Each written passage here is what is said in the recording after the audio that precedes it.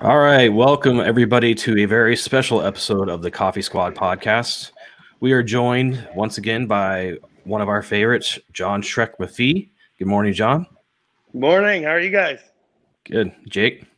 Good morning. Look at that badass there, man. Love the slide deck in the background, man. Look at this guy. Yeah. So, as everybody can tell, we're doing a 9/11 20 years later episode, and who better than to have one of the guys who's instrumental in the initial hunt and push for bin Laden than John McPhee. So, you want to hop into this, talk about what we're drinking real quick, and then we'll get going. Let me just hop in here. So for our listeners, viewers out there, today's going to be real. I've always tried to kind of keep things kind of easy going, but today's going to be real. You're going to see some emotion. And look, if you can't handle it, I'm just going to put it out there right now. Shut it off. Don't listen to it. Don't watch it. There will be some not safe for TV words used today. But and this is done on purpose. We're talking about the cost of 9/11. So you've been forewarned. Again, if you don't like it, don't mean to hurt your feelings, but it's real. And this is stuff that most people, I would say, in our community, we talk about all the time. Outside the community, most people don't hear, and some people just don't want to hear. So forewarned, you don't want to hear it. Don't, your feelings might get hurt, or you may not like some words used. Turn it off now, and we'll catch up with you next week. Don't want to offend you, but that's just how it is today. And since, we are doing a difficult subject, and in honor of Shrek's booze and views, I got a nice little Devil's Brigade whiskey going here. Yeah, great label too. Look, I got this. Just a little bit to top off in the morning. Knob Creek 9 year. Yeah, it's 100 proof. And I'd never seen this one before, so I bought it. Spoiler alert, it's good. It's nice. Yeah. It's good. So next time you guys come out for lunch, buddy of mine, a red breast, 21 years, single pot. So there we go. Kind of did a little memorial thing. I haven't cracked it open yet, but we will. So I do want to try that, by the way. I do want to try that. Absolutely. Come over, man. I've had a few of the other ones of those. I just haven't had that one. Okay. So, nice. All right. Yeah. All right. I'll start. Cheers. Guys. Cheers, guys.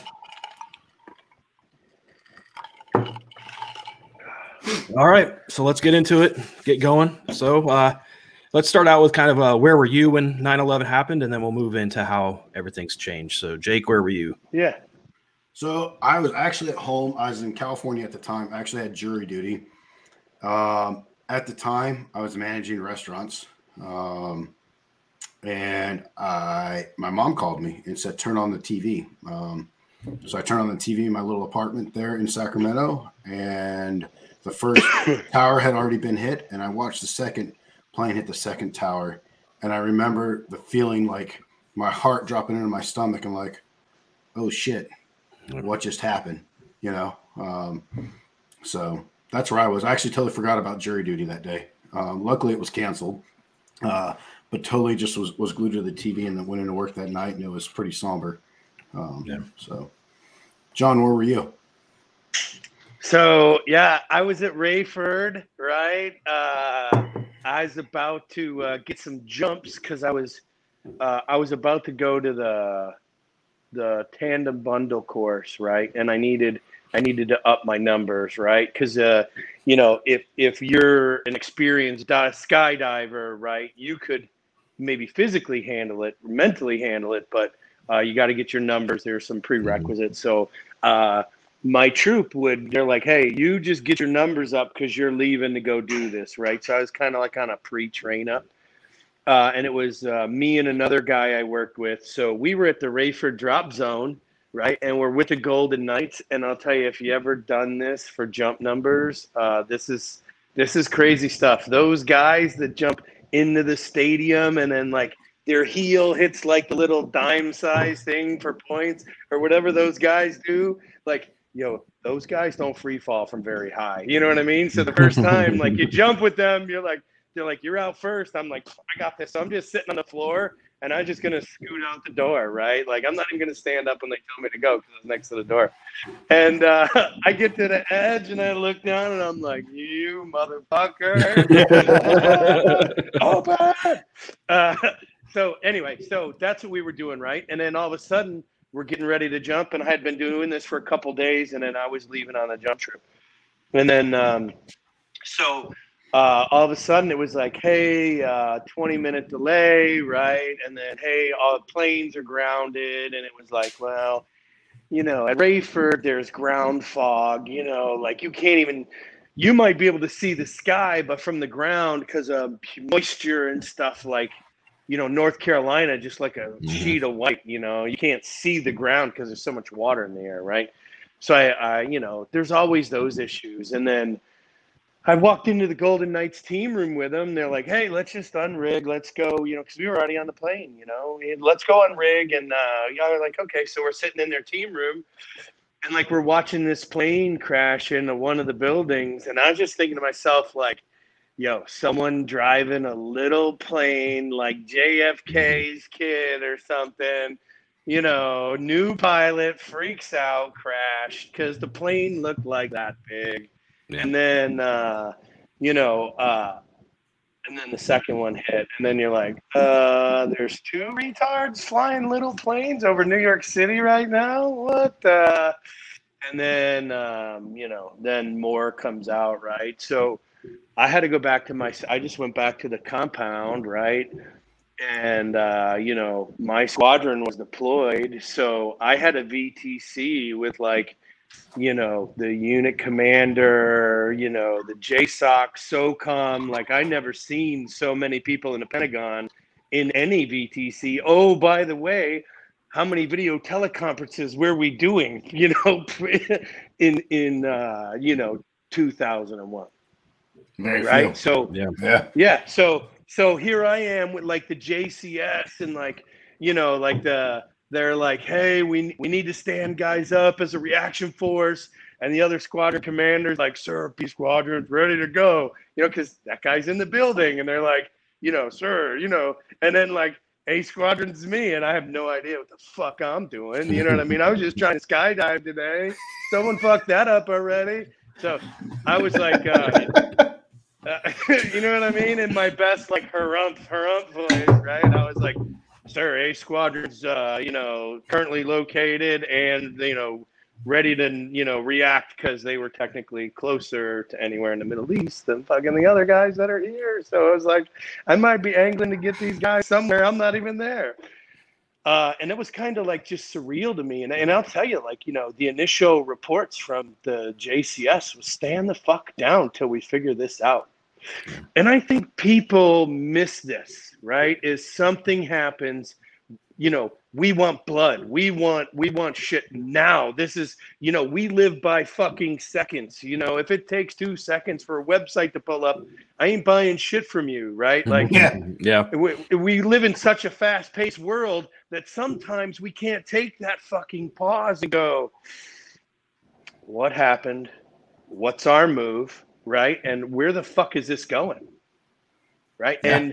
And I would say this is every special forces commander, sergeant major, team sergeant, right? All the guys should be like, hey, boss, let's go. And the boss is like, what do we got for info? What can we act on? And everyone needs to go, well, we don't got shit. Like, okay, then we got to wait, guys, right? Hey, this is also the premise of the beef with the senior agency guy in the story of Benghazi. He told the guys to stand down, but he didn't tell them to stand down. He didn't want to run down and get them punched in the fucking face. If we're going to do this, let's figure out, like, maybe we could be somewhere better. Maybe we could do something better instead of just running down there, right? And it always goes back to this, and I say this all the time. 2 bulls on a hill, young bull and an old bull, right? Young bull says, hey, Pop, let's run down and screw a cow. And the old bull's like, no, let's walk down and screw them all, right? This is the kind of clarity you need before you need to act. And so many people miss that. And sometimes it's called tactical patience, right? So everyone should be calling for blood. And I agree with that. But as a leader, as a boss, right? Someone's got to think logically, unemotionally here and go, okay, where are we going? What are we, you know, okay, where's this guy at? What are we going to do? How are we going to figure this the fuck out? You know what I mean? And so, the Pentagon's, they called to stand down, and then like shit got crazy for a while. It was 16 hours to get on post if you left. There was vehicles just parked all over because Fort Bragg was never closed. People they're not even waiting. They just walk. Like, search me. I'll walk to work. It'll be quicker than my car parked in traffic. Like, I had never seen or experienced anything like that. You know what I mean? And so, but think about this. I always say this as a human being. I never feel like there is ever a bad ending. I don't believe in bad endings. There's only bad beginnings. And if you rush into this too quick, it's going to be a bad beginning, and then we're going to have a fucking bad ending. And that's where we are now, but I don't even want to get there yet, right? So yeah, back then we needed, look, I get it. Like they hit us September 11th. We should have been killing them on the 12th. Yeah. However, if we could have waited a year before we acted, or 3 years, and then when we did act, it was with such precise, shocking accuracy, I think that would have been a better situation than where we are now. we went to one of the same courses, and they always used to say, "Don't rush to failure." Right. And slow is smooth, smooth is fast.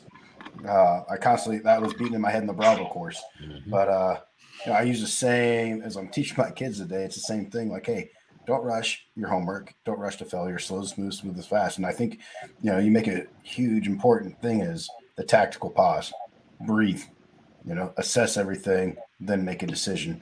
And, look, there's a lot of emotion. There's a lot of emotion today. Like you said, we don't want to get in that right now, but there's a lot of emotion out there with these types of decisions and the loss of life. So, Will, What were you doing? I had just been hired on as a police officer, but I was waiting for my paperwork to get through, so I was still working my night job as a security guard. So I had just gotten off a night shift and got home. I was getting ready to go take a shower. My wife at the time came in and said, "Did you see what's going on?" So I turned it on. I said, "Man, some idiot flew into the tower. What kind of idiot? That's like the largest building there. How do you miss it?" And then I went and took my shower, and by the time I got out and I was changing, I was just getting ready to lay down. Another one hit, and that was it. I was watching TV the whole day. They actually called me in to be a security guard at this company. They called me in early to go help out because they were locking everything. Anything that had to do with water or infrastructure had security guard and police locked down. So I ended up there for the next couple of weeks till I started as a police officer, and then I ended up watching the water plant for the city I was working in. So. Yeah. I don't know if anyone's been to the memorial in New York City, but it's humbling. It's maddening to me. I've been there twice. And it's, you look at, Shrek, you're talking about how small the planes look. You look at one of the fire trucks that was smashed as that towers came down. It looks like a little tiny Tonka truck in the ambulance. And then you look at the hole in the ground where the memorial is outside, and you just imagine the pain of those family members. We always talk about the World Trade Center because that was huge, right? But you also look at the Pentagon, the United Flight in Pennsylvania, and the loss of life that day, that continues. We're 20 years later. Some of these young kids that were killed last week, these Marines, a Navy corpsman, and an Army soldier that was killed. Some of these kids, they're the ones writing us letters deployed. Think about that. Thanking us for our service, and here they are now. We're all old and broken and non-deploying anymore and retired out of the military. These are the same kids that some of them weren't even alive or had just been born shortly before or after 9/11 happened. So the cost, over, I have the number right here, 2,996 people killed in the Twin Towers, 44 in the United crash, and 184 in the Pentagon. And this was done by 19 men tied to Al-Qaeda, with Bin Laden's mastermind behind it, and his planners. Money. We look at the money that it cost, the billions of dollars, and that's really insignificant to me when you're talking about a human life. But the billions of dollars of destruction that it caused, and like I think John said, the toll that it took after, initially, and then the toll that it's taken after to where we are today, is huge. I think we all know people, best friends, teammates that were killed fighting this. I've talked to firemen who were on the ground. I talked to one fireman who his son was killed as a fireman. His nephew ended up joining the Rangers and was killed 2 years later after 9/11. Just the cost of life and the tragedy that continues this day, over an ideology that we're continuing to fight. So I don't believe it's ideology at all, and I never have. It's not ideology. Everyone thinks it's about beards and religion. It never has been. It's about money and power. Same fucking shit we deal with here in the United States. You think this isn't how they do it? Come on. The richest guy on the planet's got to be the leader of Taliban right now. He got, $86 billion in equipment from the United States that he could resell, and $2-3 trillion from China for mining rights? He's the richest guy on the planet. Tell me this isn't the fucking game around the planet. It's not about religion. It's about fucking money and power and people that will fucking kill you to get it. And they're using religion as their brainwashing tool to get the people to do their bidding for them. You think if your life had no value like the average person in Afghanistan, the fucking U.S. government wouldn't come fucking gun you down for anything they wanted? Yeah, I mean, think about it. So it's money and power. It's money and power, but they use religion and ideology to get their subservients to go fight for them. Their religion is a form of government. It is a government. Yeah, it's religion and government in one. And I don't think a lot of people understand that here. The Western society doesn't understand the majority of that. That it's a religion and a government tied into one. Sharia law is a government based off of religion. It's a system of government hidden as religion. Yep. And it was probably it's been very effective throughout the ages. It has been. Yeah, I mean, think about this. Like the teachings all go back to Muhammad having to deal with the Jewish, right? And kill it. The Quran basically says, and the scholars are gonna fucking yell at me, and the people that don't know shit, just fucking hear me out. I've spent my adult life over there, and I fucking know a little about a little, and I've read a little about a little, right? And I would say this: those rules were meant to kill anyone they don't do business with back then. If you weren't doing business with them, it's fuck you, right? So it's also, since its beginning, been economical warfare. I mean, there's a great book called No God But God, written by Reza Aslan that I had to read back in the day.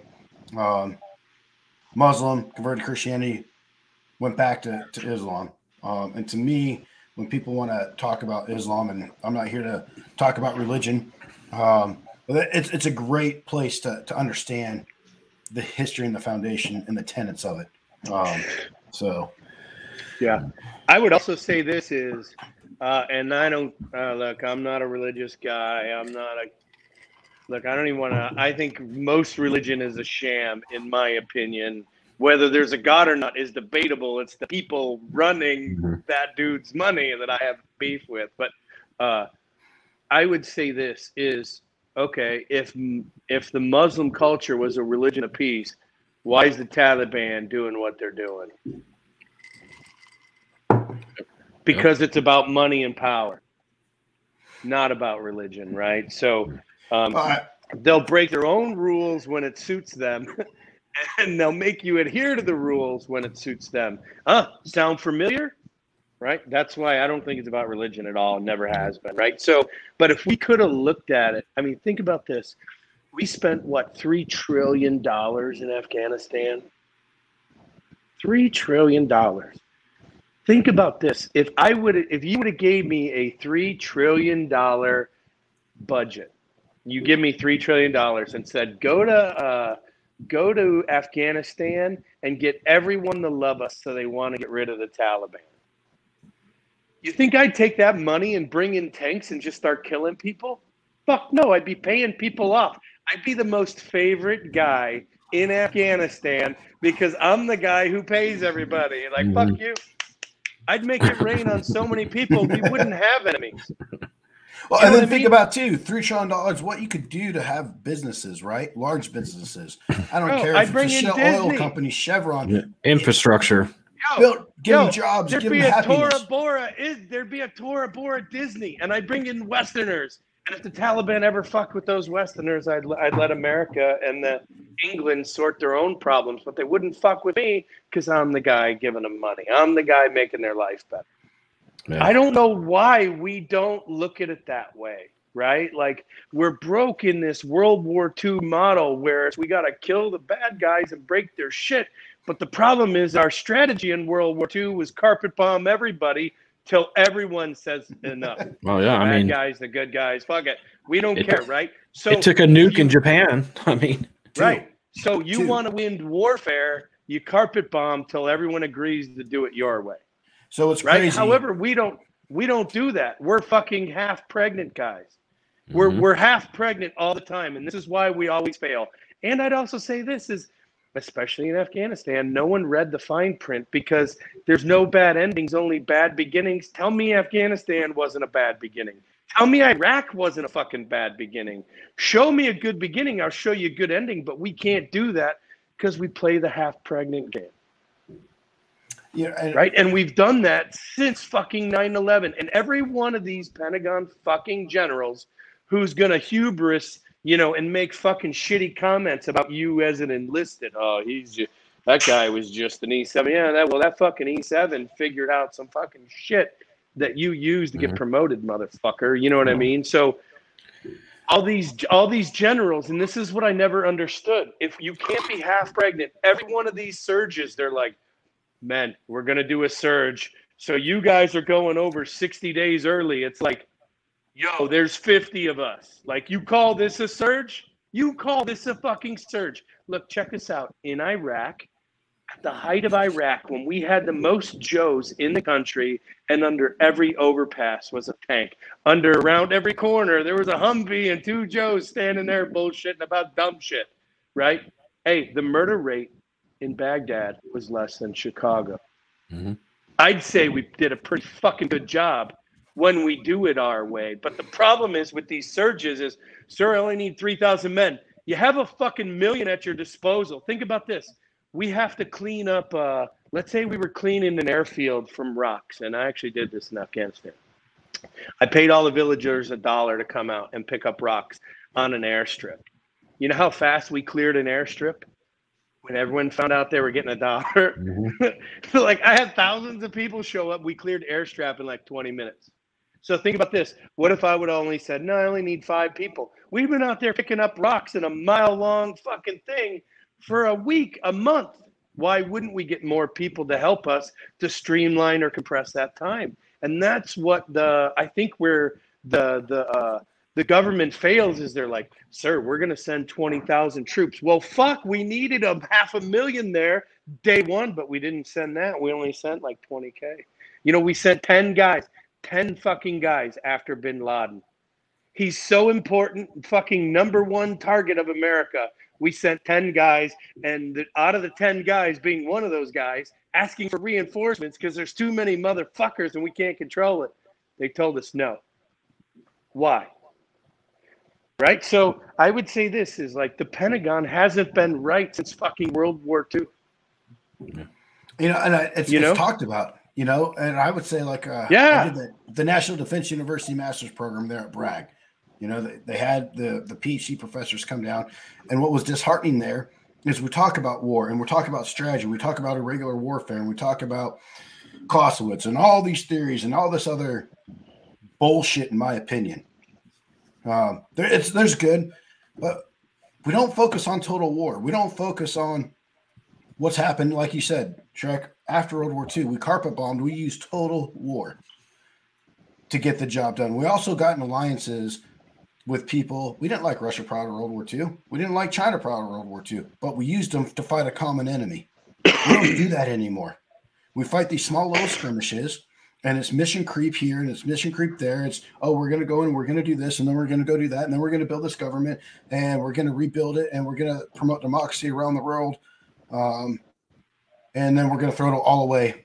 You know, that's what we've done. That's what we did with Vietnam. That's what we've done with Iraq. That's what we've done with Afghanistan. Push comes to shove. Wow. Americans have no patience. We want it then, and we want it done, and we want it now. We don't understand tribalism. We understand central governments and central governments only. And we don't want bad publicity. We don't want bad press. And that's from our politicians to our generals. Our generals are politicians. And if people can't realize that today, in my head, pull your head out of your ass and look around. That's the problem, is all the decision makers are politicians. That's who they promote. Yeah. It's 06 and above have to get approved from Congress, right? Something like that. So look, you need to start wrangling and fucking, you know, kissing ass and getting a sugar daddy, which is a term in the officer world of having a senior officer support you. You need to work for a general so that guy can vouch for you later if you want to be in the club, right? It's fucking nepotism at its finest.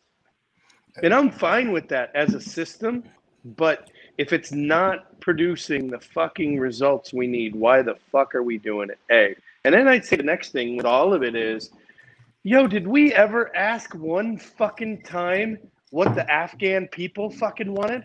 Or provide them what they think they wanted? Did they tell us? Did they tell us in the beginning? Look, keep it a small footprint. Don't stay here very long. And don't look like an occupying force. We'll help you do what you need to do and then get out and let us run it. Well, did we listen to it? Not at all. Mullah Omar, hold on. George Bush gave Mullah Omar 48 hours to cough up bin Laden. Right? Remember that? Yep. That was national news TV, right? Okay, George Bush acted at hour 40. Mullah Omar said if he would have went to 48 hours, they would have coughed him up, but they didn't get a chance to tell the U.S. that. So imagine fighting a fucking war that could have been prevented had we kept to our timeline. You know how many books I had to read to figure that out? You know what I mean? Because I've read if the CIA, Special Operations, or anyone's putting a book out and I've been there, I fucking read it, right? And then, you know, most of the time I see through their bullshit. You know, was I afraid? Hell yeah, I was afraid one was going to get away, right? But if you could see through that, you could start to see in the background these decisions that are being made, because, you know, the military has a fucking chain you got to follow. You're just not out there rogue. Like, that doesn't happen, right? Like, as much as it looks good in the movies, it doesn't happen for real, right? There was a chain of command and then it got approved. But I'm telling you this right now, Mullah Omar said if Bush wouldn't have acted early, he would have gave up bin Laden. Think about where we'd be now. But I would tell you this, even our own government doesn't want that. You want to know why? Because as soon as we realized there was a war on terror, all the checkbooks started opening. Why would you say no? The only person that said no back, the agency didn't say no to the money. None of the other government agencies said no to the money, right? But you know who did say no to the money? Doug Brown. And I thought, like, first off, I love Doug. Anytime he went on PSD, it was me and another guy were his guys. Like, he is the nicest old guy. Like, he reminded me more like my grandpa. You know what I mean? I was senior enlisted with another senior enlisted, and we were Doug's guys for his dangerous trips, right? He's just like my grandpa. I love that guy. But I'm going to tell you this. I thought him saying no to the checkbook was a huge mistake back then, even though I didn't tell anybody back then, because the only reason I know this is because I hang out with this guy, right? Like, I shouldn't know anyway. So I never paid any attention. But looking back on it now, maybe Doug Brown knew it would just turn out like this. So why ask for money? right? Because if you ask for money, that means we're in bed to do something for that money, right? Well, I mean, you're gone, you know, at SF then, but look at, you know, I'm a result of that money. You know, you look at the Q course and the numbers. Oh yeah. You know, what was that general's name, man? Complete idiot. But totally crushed and ruined the Q course, lowered the standards for everything. You know, but you look at White Soft and how it literally bellied up, got full of, you know, oh, now we need numbers because Congress has given us X amount of dollars, and now we're going to give you X amount of soft guys, which is completely wrong. We all know that. It's against the soft truths. Yeah. We broke a major one, but fuck it. You know, but hey, we're going to keep moving, and now we're seeing the consequence of that too. I think today, you know, you're seeing some of these actions of some people, and you're like, how do you make it through the course? How? But anyways, let's go back. Let's talk about the cost of 9/11. You know, I think we've talked about a little. Shrek. Yeah, I'll tell you my cost. Check this out, right? When you guys asked me, and we've talked about this before, but when you guys asked me to do this 9/11, you know, I was thinking about, 9/11, you know, you think about Afghanistan, you think Iraq, right? And then, you know, that was like my initial surface level deep thoughts. And then after just marinating on it, I realized, man, it's cost me fucking relationships. It's cost me marriages. It's cost me anger issues, years of anger issues, hard drinking. It's cost me, you fucking name it. It's cost me. You know what I mean? You know, the good news is I figured it out and I'm here now, right? And I'm living the best life I can. But the reality is like, I was angry for years. You know, think about, you can't imagine, right? Like in every war movie, you've seen Black Hawk Down. Look, you see the war. Look, you can look at the Black Hawk behind me, right? You see this shit and you see there's an operation here, but the operation, you only get the broad brush strokes.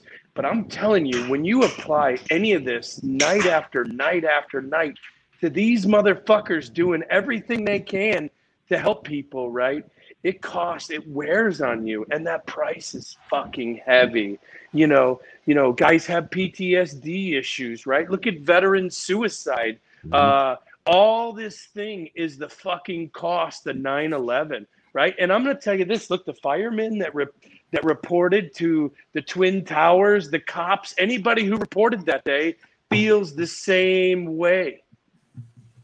You know what I mean? Honestly, between me and you guys, I'd rather have been a responding fireman in my one day of bad shit than my fucking 10 years of bad shit.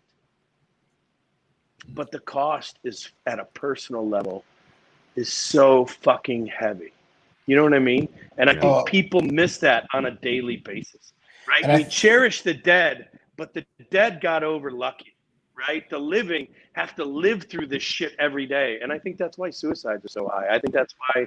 And then we don't talk about the capital. We're not trying to help anyone with capital, right? What they feel personally, personal capital. We're not doing any of that, I think, right? So what ends up happening, man? You know what I mean? Like the time, the toll is heavy, man. Super. Well, the pressure, heavy. Right? The pressure of. And then think about this, like if you were in the regular army, you could see some shit. I'm not doubting that. But think about the pressure of, your commander telling you the president needs you to capture this guy in the next few months. You know what I mean? Like whatever you need, go faster, harder, more, right? But the reality is faster, harder, and more the way to win wars. Yeah.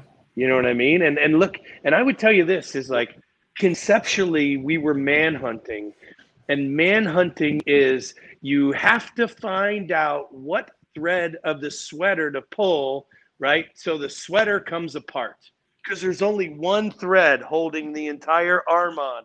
And if you could pull that thread off, the whole arm would fall off the sleeve, right? So, but think about this. How many threads are in a fucking sweater?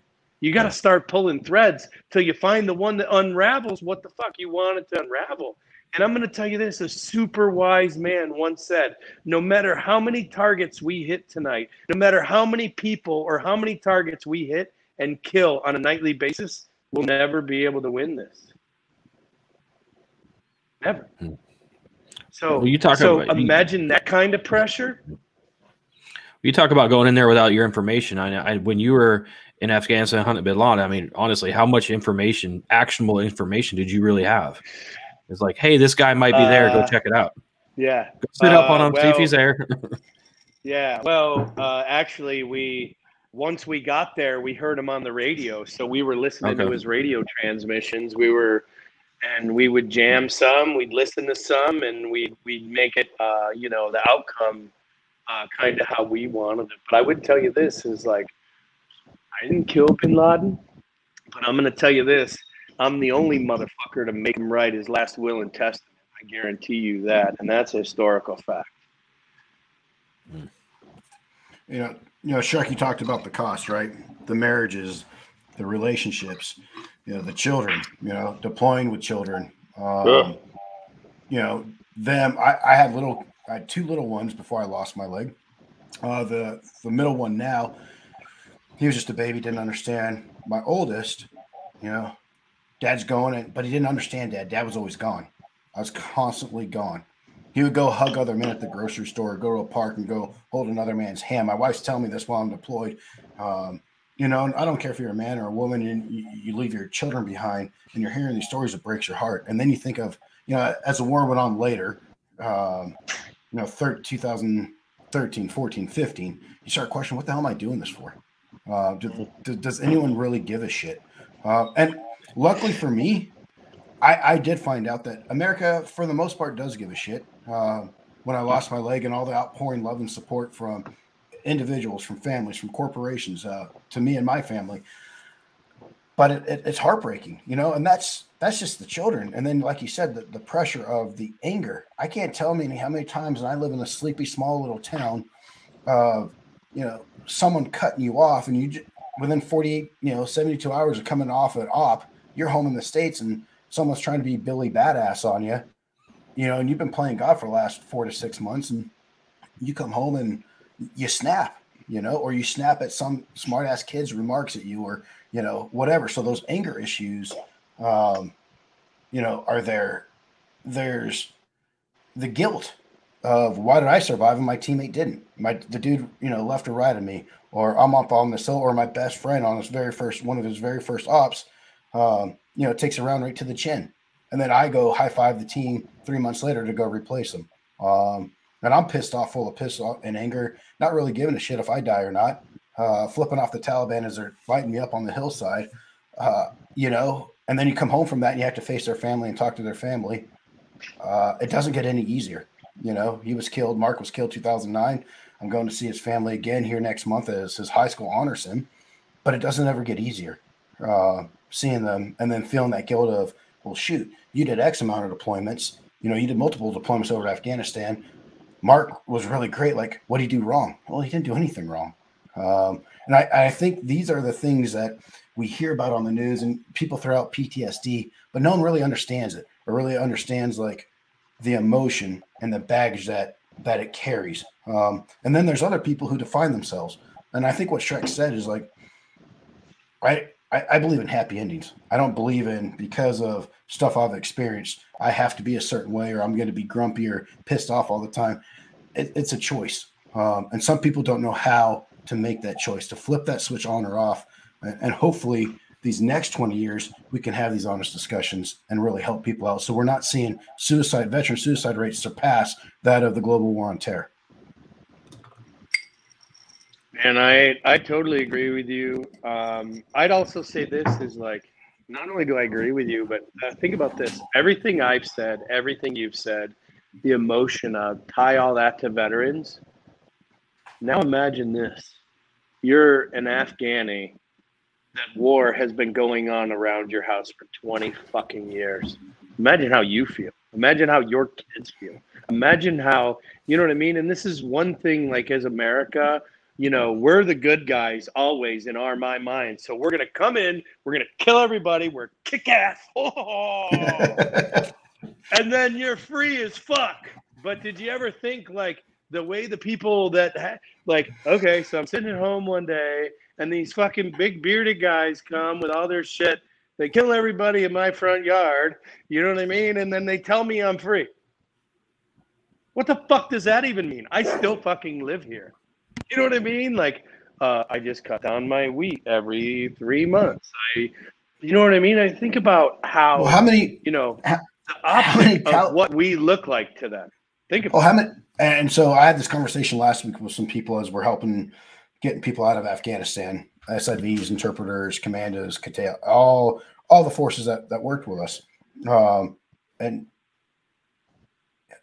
I had a conversation with someone who was like, look, what would you do? Or what would you think?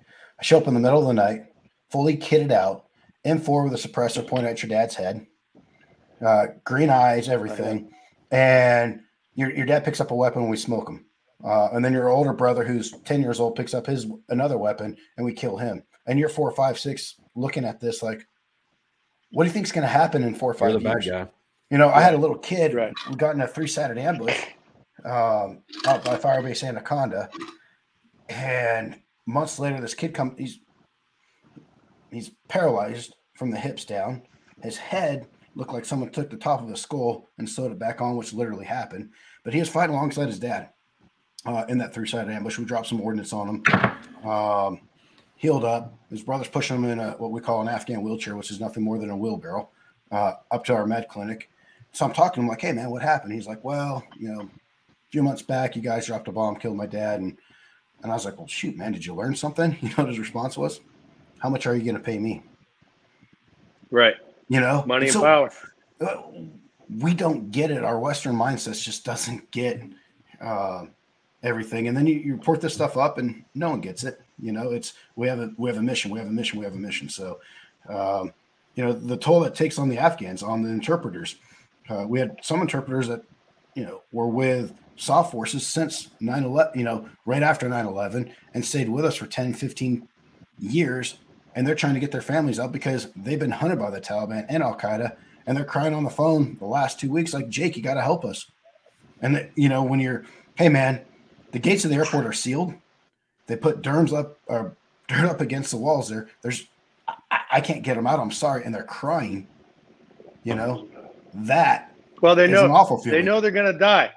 The Taliban's going to kill them and rape them, or rape them, then kill them. Either way, that's happening. Yeah. Right. Or hang them from a Black Hawk helicopter like we've seen the last 2 days. And then fly around until that Black Hawk runs out of gas because you don't know how to fill it up. You know what I mean? Let's hope, you know? Yeah. So, yeah. I don't know if I could maintain my own Black Hawk. So I'm going to tell you this. Fucking good luck on the Taliban with that fleet of helicopters and you guys with your fucking no education. Good luck. Yeah. You know what I mean? Like, Yeah. To me, let's hope. Let's hope. Let's it hope was that impressive that they were able to get the thing off the ground, quite honestly, even Well, get that thing started. Amen.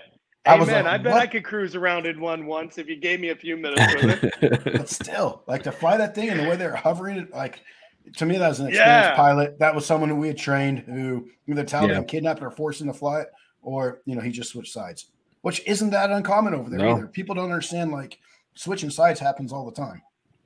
No. Switching sides is the Afghan way.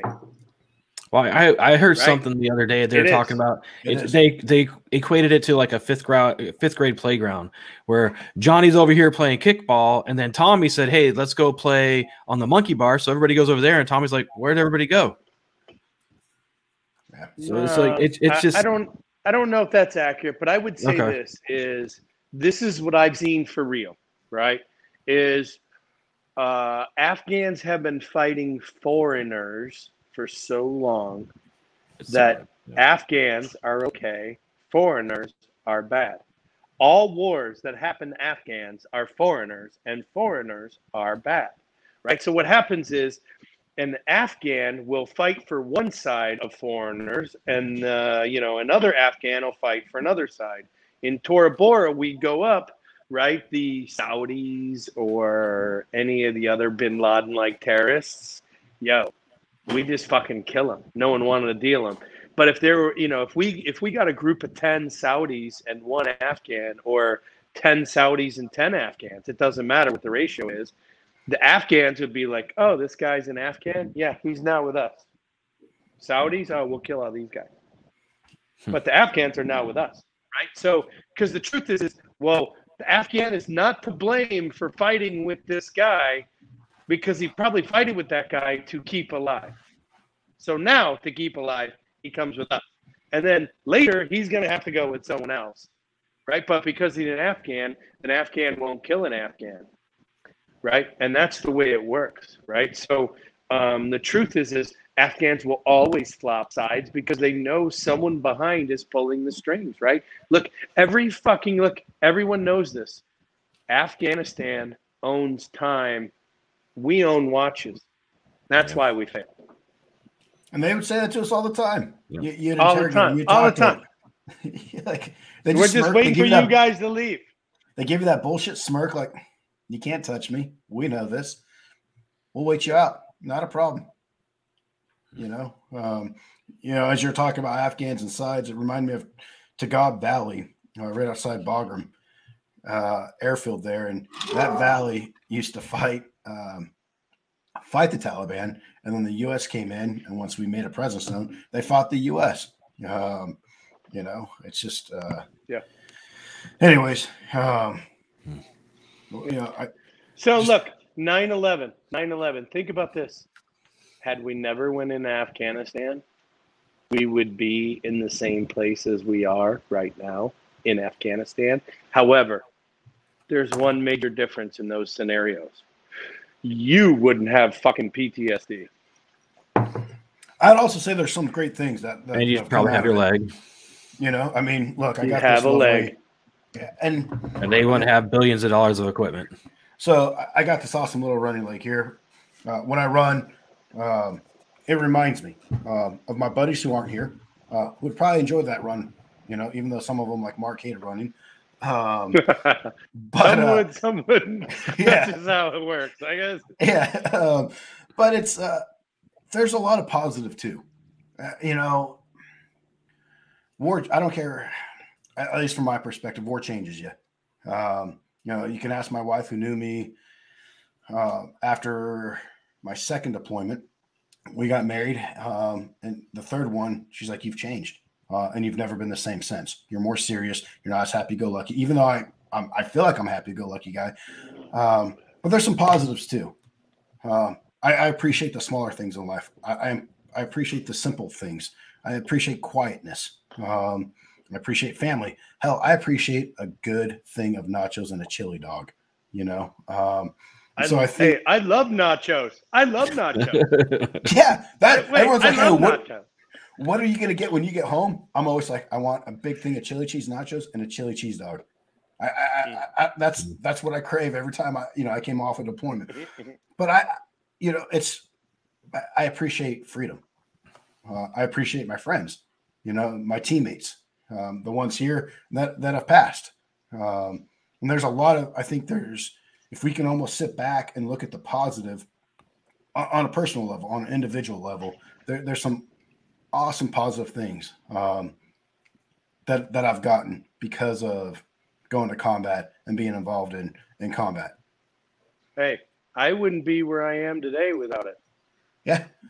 We wouldn't have this conversation. None of us would be here because of we wouldn't be our mutual friends that we were all in combat together, rubbing shoulders. So seriously, we wouldn't be here. We wouldn't be here at all. That's what I'm saying. I mean, think about it, right?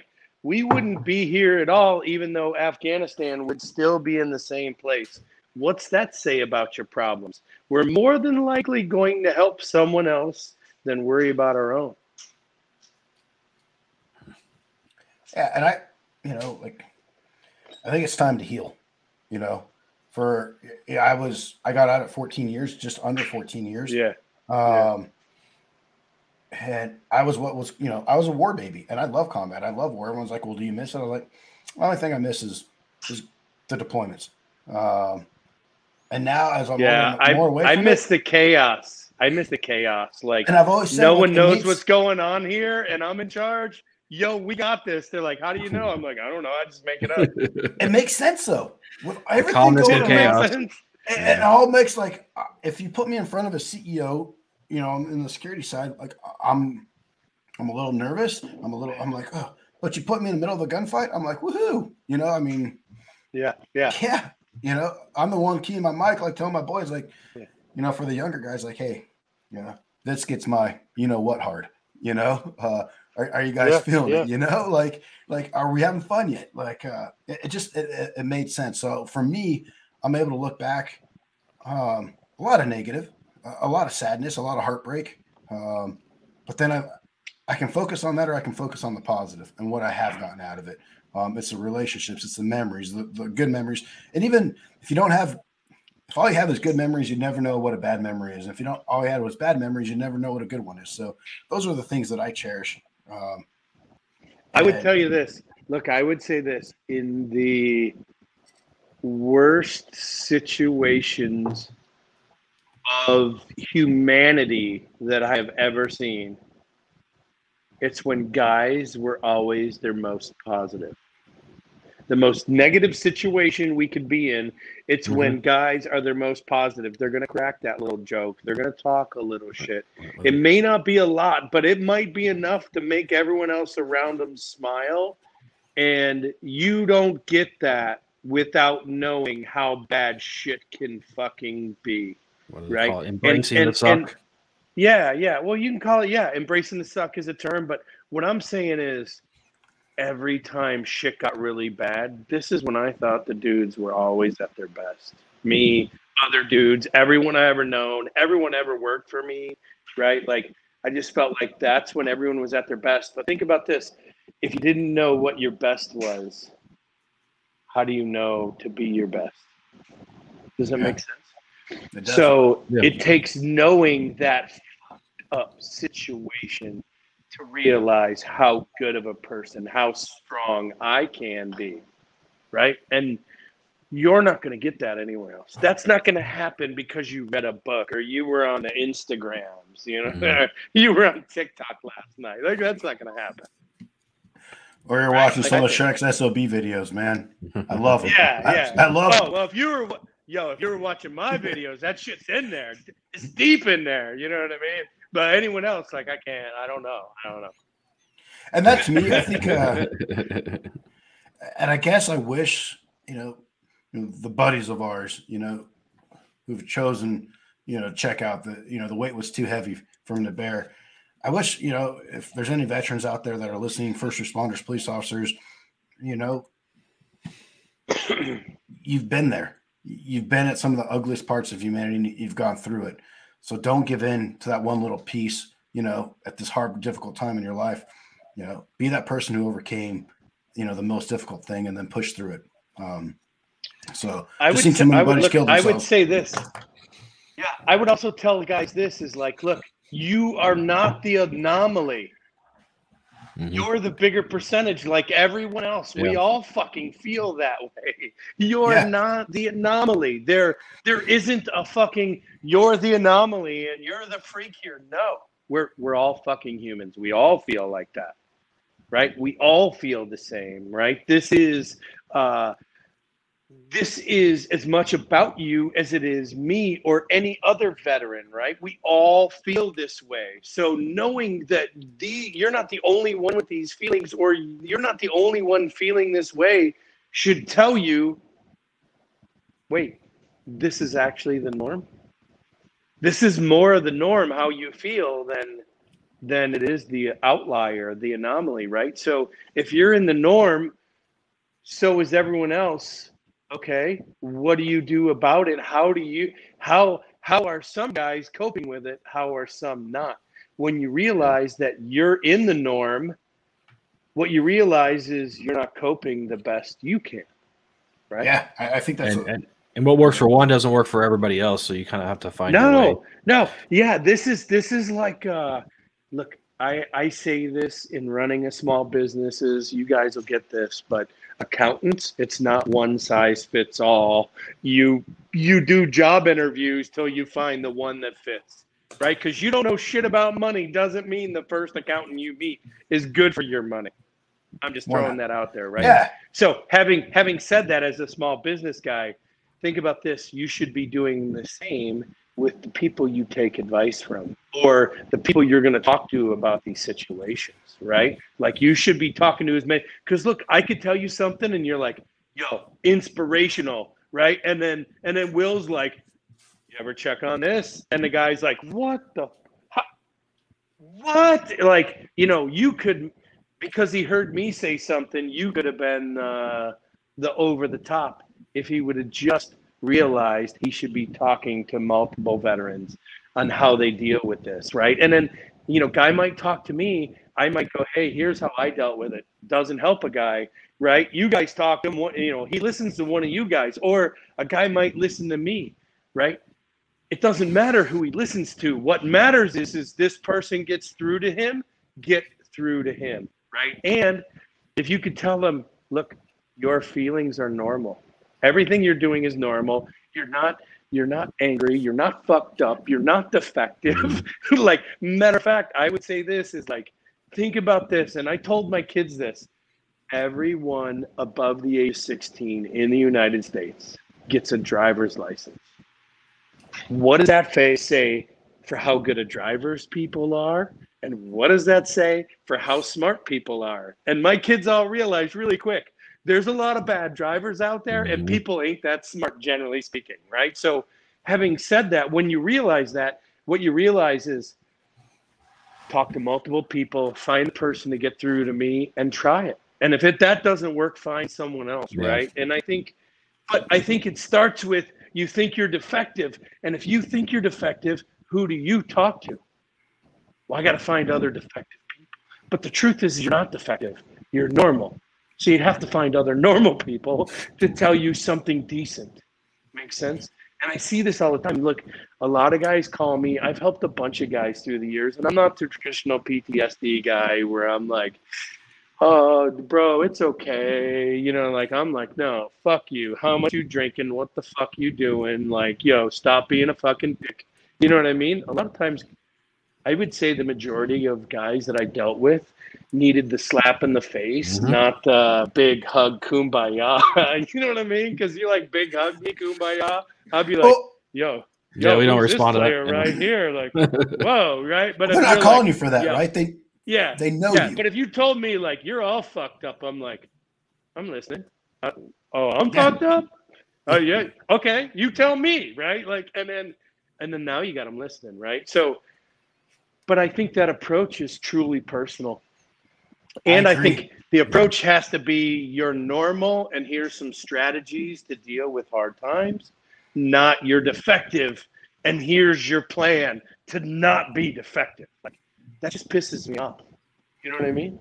So when I was at Walter Reed and then, you know, almost a year there and then almost 2 years down in San Antonio with all the surgeries and legs, you're seeing a lot of people, right? You're various injuries, whether it was mental, you know, TBI, PTSD thing, amputations and cancer, whatever it is, everything in between. And I noticed, and I talked to the shrinks about this. Like, I'm like you, Shrek. Like, I used to push back against PTSD really hard because I didn't want to be in that group. I didn't want to be in that camp. I didn't want to be part of that tribe of I kind of looked at some of them and I judged them and I was like, bunch of crybabies. I'm not part of that. And then the more you talk and you start talking to people, a lot of them get stuck in this rut of, well, I've been diagnosed with whatever.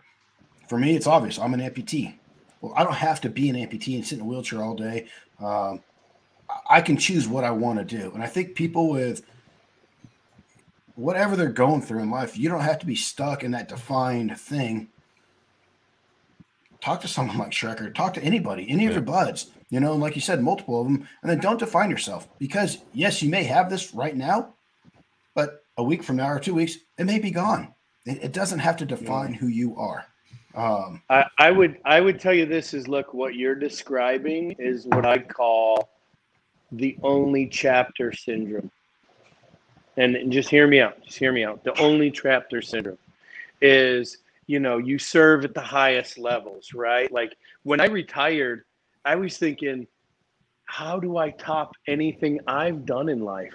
I've been out alone. I've been on every legendary hit. I've done every fucking thing as a male driven guy to prove myself that I possibly can time and time again. Make sense? So when I retired, it's like, okay, if I was a book, how does the book get better from here? Right? Right? And what would I do next to make this book better? The problem with PTSD is you're stuck in that one chapter.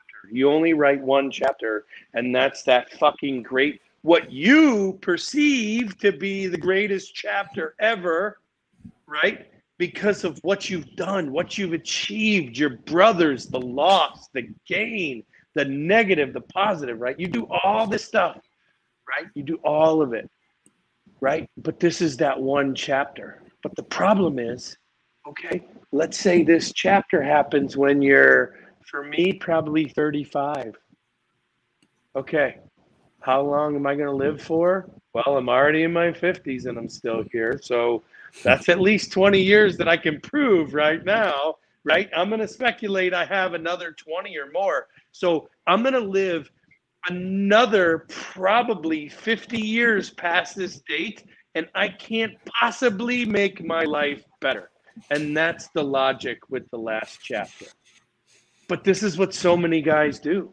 And I was stuck there for a while. And a buddy of mine in San Diego, actually an early Ranger buddy of mine, we shared the same room when I was a new private. Like, the guy was from San Diego. He owns bars in San Diego right now, still my Ranger buddy, right?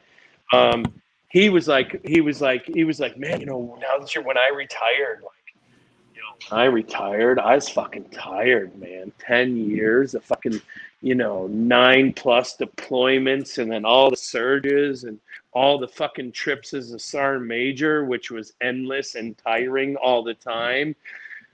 By the time I retired, I was exhausted. So I went to San Diego. I was drinking with him in one of his really fancy San Diego bars, which if you ever go to San Diego, yo, let me know. I will hook you the fuck up. Let me know. Trust me, he owns the best bars in San Diego. No joke. But he was like, I was like, man, you know, I don't know what I could do for here to live the better life. I was stuck in that chapter when I retired. You know what he told me? He was like, man, that's sad to hear. And I was like, what's sad to hear? He's like, it's sad to hear that you just retired and your life's never going to get better. And I was like, what the fuck are you talking about? You know what I mean? Like, totally mind blown here. And it's like, well, how do I make my life better? I fucking barbecue. I've taught myself to barbecue. You know how good that is? You know what I mean? So like, it's just, look, I'm telling you, a lot of guys get stuck in this greatest chapter thing in the book, but the book doesn't need a million zinger chapters to be a good book. It needs, you know, it needs a plot. It needs a mid plot point. It needs a, right? Like, all good stories have this shit. Your story's going to go longer. How you going to make it better? And that's my challenge to anybody stuck in that last chapter. How you going to make the last chapters of your life the fucking best chapter you ever produced? I think it goes back to the beginning. Yeah. Go ahead. Beginning of what you said, you know, happy ending. How's the story going to end? You know, let's have a good story. Bad beginnings. Yeah. The only bad endings are bad beginnings. And none of it started bad for anybody, right? Yeah. So, you know, I think that's the challenge, you know, at least talking with you today is like, make it a good ending, you know? And I've seen the same thing. Numerous buddies, you know, most of my peers they're getting ready to hang it up, and you know, like, what am I going to do? What have you done? And you know, and I go and I'll talk to, you know, some of these symposiums out there, and it's like, look, man, within 2 years I had 3 different jobs because I couldn't find that fit. You know, nothing measured up. And let's be honest, like, we had a great job. It was fun running a gun and doing everything we did. It was fun, but it played a toll on you. And that's just a chapter, you know, like you said, it's just a chapter. Right. You got several chapters after that. So write those chapters and make them just as good. And just, it's something else, you know, add a different plot to it. I agree. So. I totally agree, man. Look, the back half of my life, well, I made myself the promise that I wouldn't kill anyone when I retire.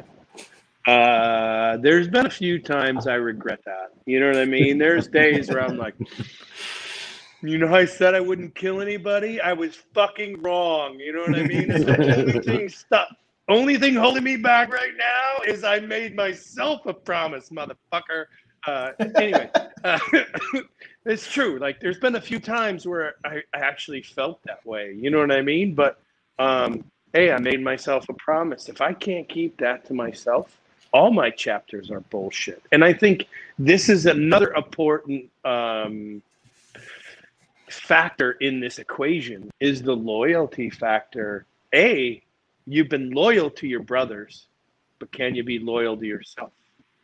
Right? And I think if you can, your back chapters, if you could at least do loyalty to yourself, you'd stay truer to yourself on the back side of the story, right? And that's just one of my opinions, right? However, I do take deep breaths from time to time and think maybe I might have to just kill one more person in my days. I don't know, right?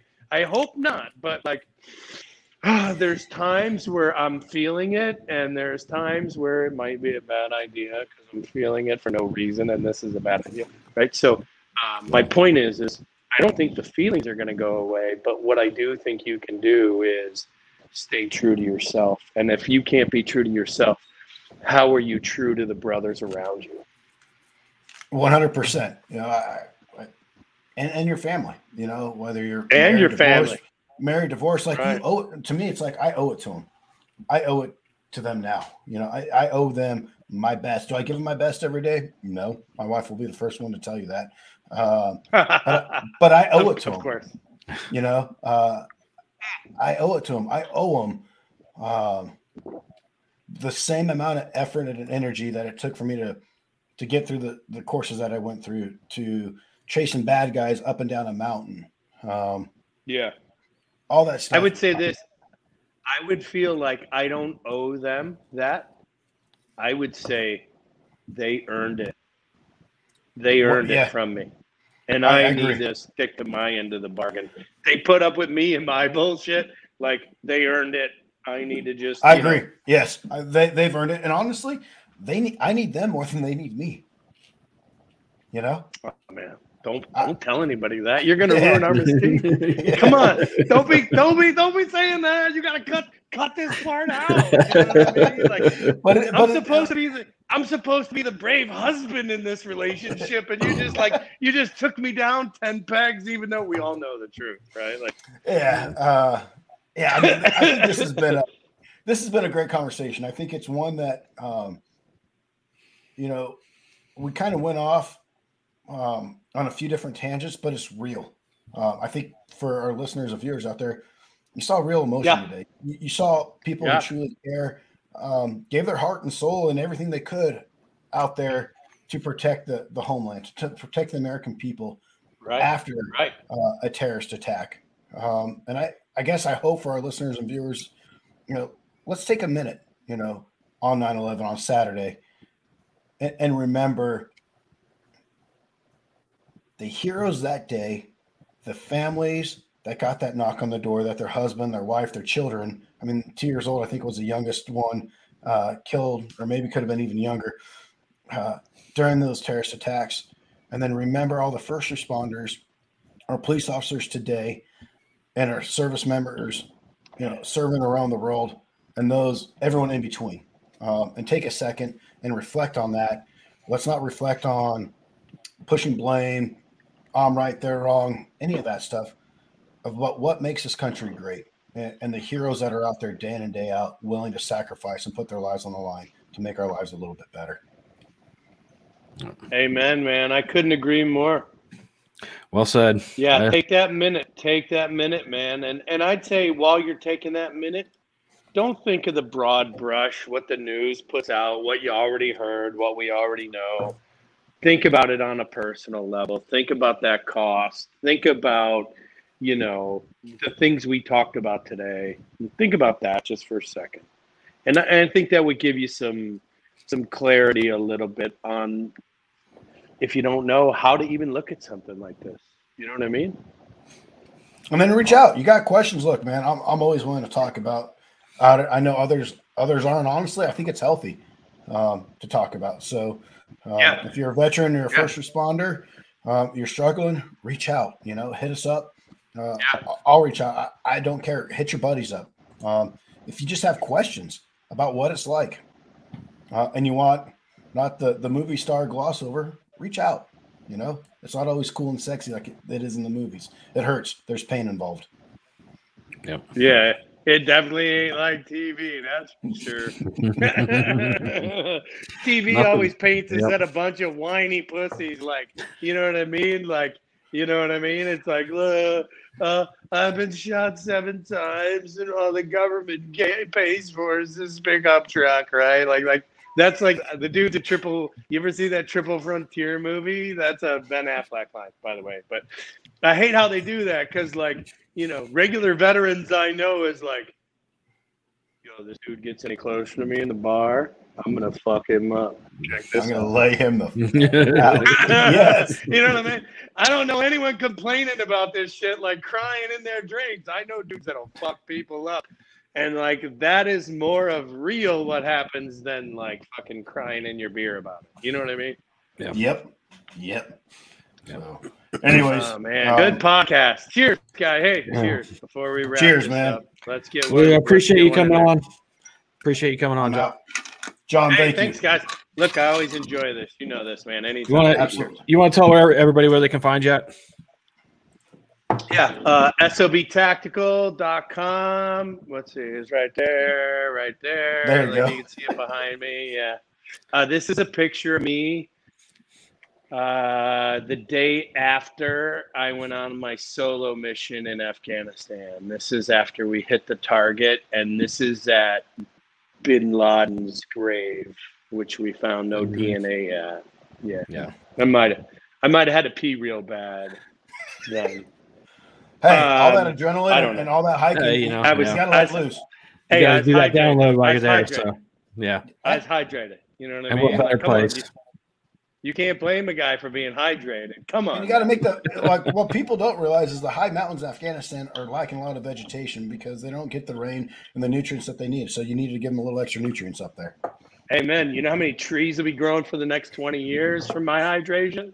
A lot of it. You're welcome. You're welcome, Afghan people. All right, on that note, we'll catch you all next week. Appreciate you guys. Thanks, Shrek. Thanks, guys. I appreciate it as always. Thank you.